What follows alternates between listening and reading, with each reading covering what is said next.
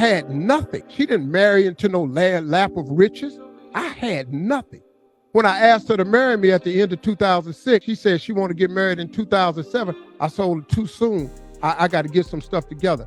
She said, what? I said, baby, I ain't really got nothing. I'm trying to build. She said, I'm going to get in there and build with you.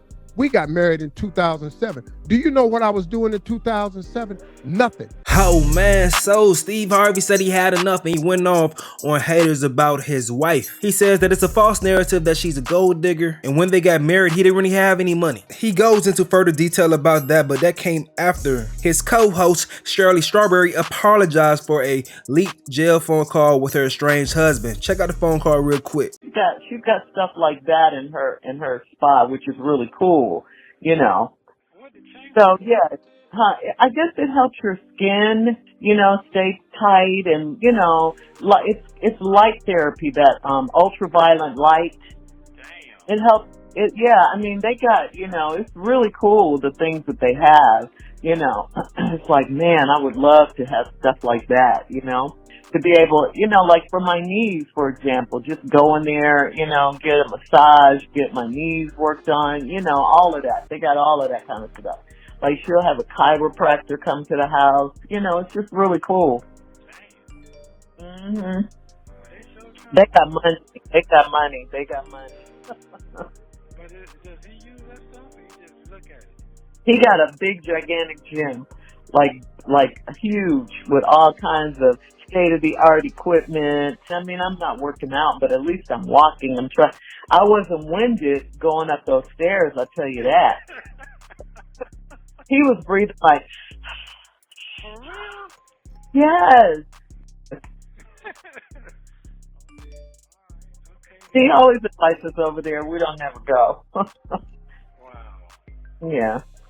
Because I don't even know if she's there, and you know, she's, I don't, nope. Damn. Wow. She looks at us as the help, you know? You did tell me that. That's not a good feeling. Yeah. Yeah, right. And that's, you know, it is what it is. Whatever. Okay, so Miss Shirley came and apologized, man. Check this out real quick. All right, Steve, I'm going to just start by saying that my estranged husband is in jail. He's been in jail for over a year, since about right after the 4th of July of 2022. And recently, some phone calls from last year between he and I were leaked. And on those calls, you hear me saying you were winded going up the stairs at your home. And Marjorie looks at us as the help. And right here and now, I want to apologize to you and Marjorie for what I said. As much as I wish I could, I can't take it back. I can't. I said it. And you know, I want to apologize. It was definitely not me trying to add to what you and Marjorie already have going on in your lives right now. But the fact that these tapes were released, it does seem like everyone is coming for you, I should say, at this time, including me. But in reality, the tapes have nothing to do with what you and Marjorie have going on. It was just me running my mouth in a private conversation, or what I thought was a private conversation. And again, I apologize. I feel terrible. I make no excuses. You know, I said what I said, and there's no denying it. There's no taking it back. Back then, when the phone calls happened, I was trying to stand by my man, be supportive wife, you know. I've been married to this man for 8 years. I had no idea that all this was going on with him. I had no idea. And the charges that he's facing are horrific. They are really bad. I for sure did not want your name mentioned in any kind of way associated with my mess. So I had to call you. I had to tell you. It was a hard call for me to make. But I called you. And I want to clear something up, Steve. You did not introduce me to him. I met him through a friend. I should say an ex-friend now. Anyway, so back to what I was saying. I had to tell you, he was in jail. It was going to come out. I didn't want you to hear it from anyone else. I wanted you to hear it from me because I knew once the police and everyone, got involved, and they were already involved, and they found out who his wife was and who she worked with and all of that, and that's you, Steve Harvey, it would become, a real big story because it's your name. And like I told you, Steve, when I called you, I didn't want to call you. I mean, I was embarrassed. I was hurt. I felt so stupid, and, I felt betrayed, humiliated. It was just terrible. I mean, I kept saying to myself, how is this my life? Police and jail and all of this. It was just something that I didn't, I'd never experienced anything like this. The police came, they took my car. I was at the salon getting my hair done. They rolled up, took my car. I had to have my stylist take me home. I had to move in with friends. I lost my house. I lost everything. Oh, and I have to tell you this too. Like on the day, July 4th, we were having dinner with friends and we were going to watch the fireworks after that. And so the fireworks didn't happen that night because it was like a terrible, terrible storm. So the fireworks got canceled. And when I look back, I see now that was kind of a metaphor for what was about to happen in my life. The thunderstorms were coming. They were coming. The next day was the last time I saw him. He was arrested the very, very next day. I didn't even know he was arrested. I couldn't get in touch with him. I got a call from the jail and, I didn't answer it because I'm like, who would be calling me from jail? I looked at my phone like, jail? Where'd this call? It just didn't compute. So I just ignored it. But he got word to me through one of his friends. They texted me that he was at Fulton County Jail. So the next time he called, I picked up, and that was him that had called earlier from jail. And, he told me what happened. I thought he would be getting out in a couple of days because that's what he told me. But of course, here we are a year later. Those days turned into weeks. The weeks turned into months. And like I said, this is just on and on. Every day is just something. And my life has just been a nightmare ever since. And it's still going on, Steve. I mean, I had no idea that those tapes would be released to the world. I knew that they were being recorded, but I didn't know that they were going to go out to the world. I mean, I was just trying to make conversation with him, trying to, just get him to think about something other than where he was. I was telling him about my day, this particular day, and that was the day we were talking about, on the phone when I said those things about you and the things that you heard and the world heard. And cut to today, I haven't spoken to him in quite some time. Divorce proceedings are underway. And Steve, at this point, all I could say is what I have is my faith. If it wasn't for God, I probably would have, lost my mind or something in this instance. People don't see what happens when these mics go off. Who wants their personal stuff, their private conversations to go out to public? No one wants that. I mean, what could I say to you after this, happened? I was devastated. I mean, absolutely devastated. I mean, I thought of everything, I could lose my job. How could I face you? Everything, what I'm going through is what I'm going through, and I've been going through it for over a year. I just haven't spoken about it. Then on top of all that, these tapes come out and, I'm talking about you and Marjorie, and you guys are going through your own private hell right now. You didn't need me to contribute to anything, and I thought back, because I knew I had to say something, speak on. You created this term years ago in Los Angeles called reality radio. And I'm going to tell you right now, this is about as real as it gets, Sure. And the reason I'm here before you now, I wanted to say it live on the radio, is because your name is in it. You know, we've been friends for a long time, Steve, and these jail calls were made public, and I wanted to give you and Marjorie a public apology and to ask for your forgiveness publicly. I just wanted to have a real moment with you. And, you know, I have to tell you, I've been coming to work every day because, you know, it's my only safe haven right now. It gave me a place where I could still be myself and forget my troubles for a little while, you know, and just, you know, do my job. You know, I want to thank you guys. I want to thank you, of course, Steve, Tommy, Junior, and of course, my girl Carla, you know, for the space and the grace that you guys have shown me. You know, this is a very difficult time in my life, is if you can imagine.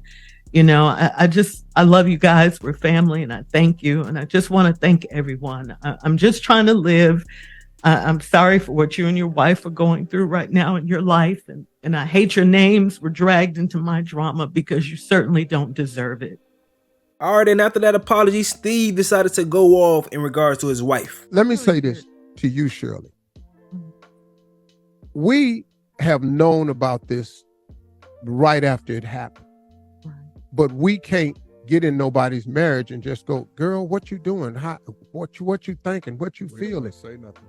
They didn't want to say nothing We didn't want to talk because we didn't want to talk about it. And we wanted to create for you a space where you could come to work and have some moments, because I know what it's like And you did. to get beaten and eaten alive. And so it became, for us, let's just be there for her. And when you want to tell us, When you will ready. tell us Yes. when you're ready.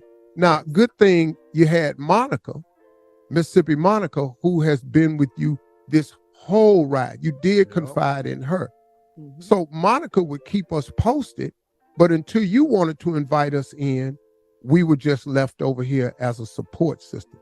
And But so can I we were say- just, yes. of I'm course. sorry. I didn't mean to interrupt you, but can I just say this is I look at you guys as my family. You know, we all are family. You know, a lot of times there was a time when we saw each other more than we saw our actual families. And, you know, it was just so hard for me I'm a private person, you know, but we all have our stuff. We talk afterwards. We're friends. We're all that. It was just hard for me to bring this particular thing up. I was just so embarrassed, you know, and humiliated. And I just felt like a fool. I felt so stupid. And, you know, I couldn't. It's not that I didn't want to talk about it.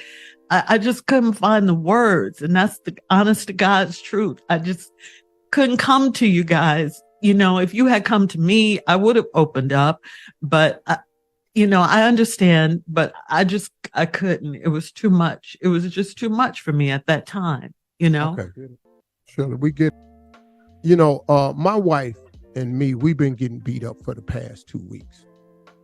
But when something like this happens, you know, our motto has always been to never address bloggers. Right. And we don't give it no room or steam. No life. No, nothing, because we know who we are and we know whose we are. And so we don't address bloggers.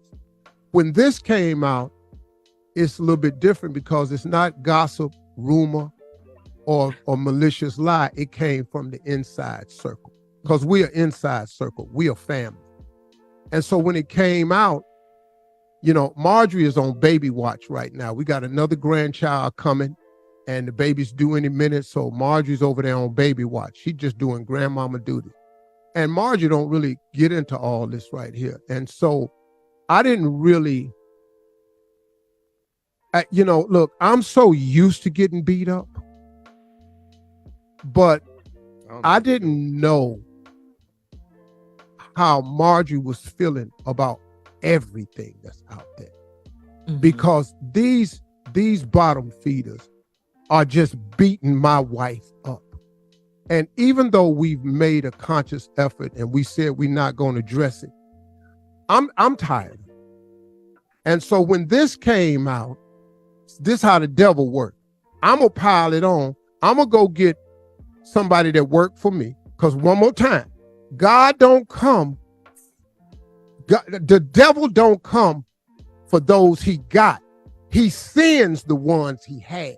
So now I'm going to get me a government employee that needs some money, that work at Fulton County. I'm going to get a hold of him. I'm going to release these tapes. I'm going to get him to need a little bit of money. I'm going to give it to this female blogger, and she going to get a little bit of money, and now I'm going to soak them. But the timing of it was ugly because of everything else that's going on right now. Right. And it made it look like Shirley was piling on. Mm-hmm. And that wasn't her intent, but it happened. Like I say, I understand. The part I'm coming with now is because it's been so ugly for my wife, man. And see, this is what I've never done before. It's been so ugly for my wife. And I've stood there trying not to say nothing, but I'm not a blog. Me, Shirley, Carla, Tommy, Mississippi Jr., we ain't a blog. We're a real media platform. And I don't know if you all know what it's like to wake up every morning that we get up, and our job and mission is to brighten your day. And it don't matter how dark our day is. We got the job to be the morning show. And we got to put on the show.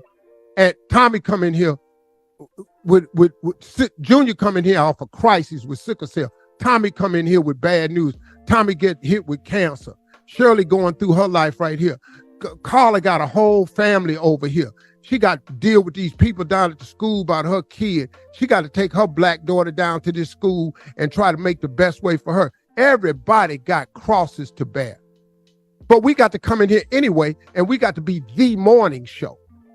In spite of what's happening in our life, when it ain't funny or fun or inspirational or motivational or informative at all, we just in here trying to make it. So I get it. Here's the deal. I'm going to tell you something. I'm going to do a list of facts. My wife asked me not to do it because she said, Steve, all them haters going to do is flip anything you say and reverse it. Okay, cool. Well, you're doing it anyway. And you out there just lying about my girl. And you got her this, and you tearing away at her character. And I don't like what you're doing to her. I don't like the timing of this jailhouse release because it just seemed like it added more and it came from the inside. I'm tired, but she got to be tired. The woman I married is a good woman. She the best thing ever happened to me. She's God-fearing. She's loyal. She's faithful. And she's a kind and loving person. I don't care what nobody says. And y'all quit talking about she was in my other marriage and ruined it. She didn't. She was nowhere around that. My marriage, I got divorced in 2005. My marriage was over when The Kings of Comedy was out. Y'all ain't know that though, did you? It was over then. It wasn't worth a quarter then. It took us this long to get to the divorce. That's when the official paperwork came out. But in 2005, let me hip you to something. I had nothing. I lost the radio show we were on in LA on March 23rd, and I lost the only TV show I had May 23rd, I lost the radio show, and May 10th, I lost the TV show. Steve Harvey had no money. Got with Marjorie again, New Year's Eve, met her, talked to her. She was with her kids in Hawaii. We got together in 2006. We had nothing. She didn't marry into no lap of riches. I had nothing. When I asked her to marry me at the end of 2006, and then she said she wanted to get married in 2007, I told her too soon. I got to get some stuff together. She said, what? I said, baby, I ain't really got nothing. I'm trying to build. She said, I'm going to get in there and build with you. We got married in 2007. Do you know what I was doing in 2007? Nothing. We had four stations in 2005. 4. We built this. All of us built this. We had 4 stations. We turned this into something. But that woman got down in that foxhole with me and turned this into something. In 2007, we got married. In 2008, we found out that somebody had stolen 7 years of my tax returns. I ain't gonna mention no names. And we owed the government $22 million and we in debt.